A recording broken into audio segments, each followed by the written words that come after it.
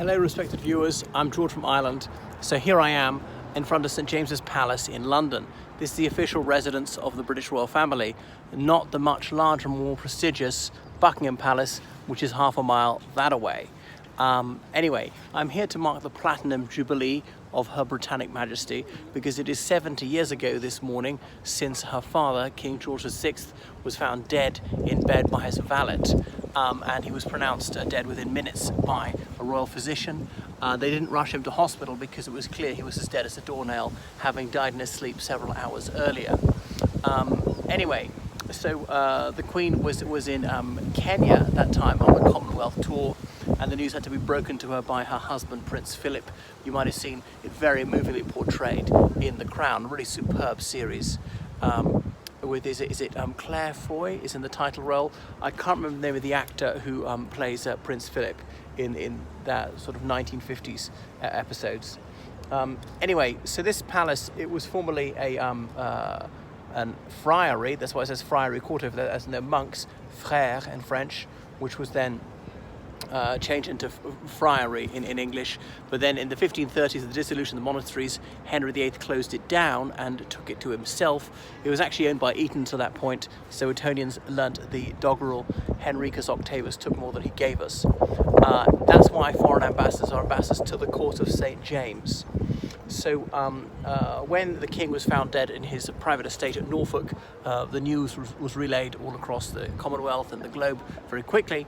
And then they had to proclaim the new monarch. So heralds came here, and anyway, the chief herald, he's the one who read the proclamation, and you can see footage of him doing so and riding around London doing so. He's the same man who proclaimed George V in 1910. So 42 years later, he was doing the same thing. Of course, London had changed enormously. There are far more cars on the road. There was an awful lot of smog. By December that year, there was a deadly smog which killed at least hundreds of people, partly through respiratory problems, but also through just car crashes because the visibility was so poor.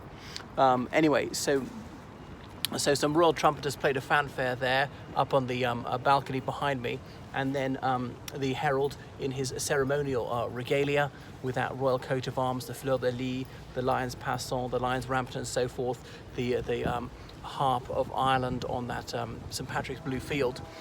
He said, whereas it has pleased Almighty God to call to his mercy our late sovereign lord King George VI of happy and glorious memory, so the crown doth solely and rightfully pass to the high and mighty lady Elizabeth Alexandra Mary, and we all with one consent of tongue and heart do proclaim her queen with hearty and humble obedience, given to this 6th day of February in the year of grace 1952 at London, together with the Lord Mayor of London, the aldermen, citizens, principal gentlemen of quality, together with representatives of the Commonwealth.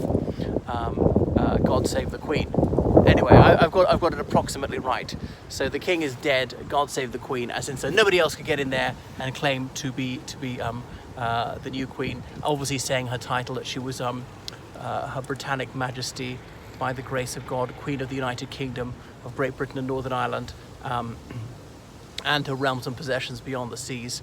Head of the Commonwealth and defender of the faith, and so on. And then he rode to the steps of the Royal Exchange. She was proclaimed from there at Market Cross in Edinburgh on the Royal Mile. She was also proclaimed, I'm not sure if she's proclaimed anywhere else. You go back to the 16th century, in almost every market square someone was making a proclamation. Not the chief herald, and not enough of them. But and then who was proclaiming Mary Tudor, who was proclaiming Lady Jane Grey in those fevered few days in 1553. Well, obviously Mary Tudor prevailed in the end. So Edward VIII, when he was proclaimed here, he broke with tradition by actually attending his own proclamation.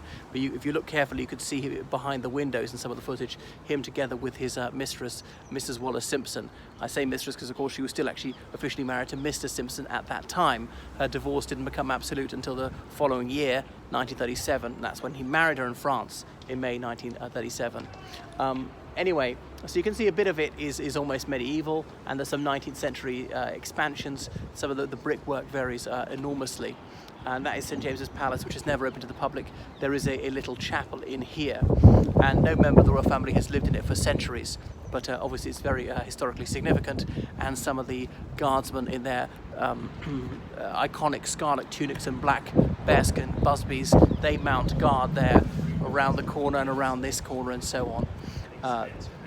Anyway, so Her Majesty the Queen is not going to be with us that much longer. I mean, the longevity has got a limit. The longest lived person in the world lived 122, as in properly documented. I'm not talking about Methuselah and ludicrous biblical legends. I'm talking about people who can actually prove lived to a certain date. So there she is, 95. Fairly hearty for a woman of such advanced years, but we will also have to face the fact that she shan't be with us for much longer, and the proclamation will go ahead like that, the day of her death, unless she happens to die close to midnight, in which case they'll wait till the following morning. When Prince Philip died, perhaps, well, we don't know exactly when he died, but within hours anyway, in front of Buckingham Palace there was a notice put up, and presumably there was a press release as well, like a typed notice on a board up high for everyone to see. And I happened to be within about 100 meters of the back wall of Buckingham Palace when the news broke, and I walked into someone's house and I was told immediately the news, but we knew he was ailing for some time. But that's not to say we can be sure that we'll have a long period of time to get used to the fact that the Queen is about to die.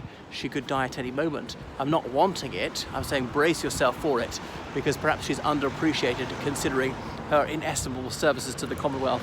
On the bland side, but that's surely good.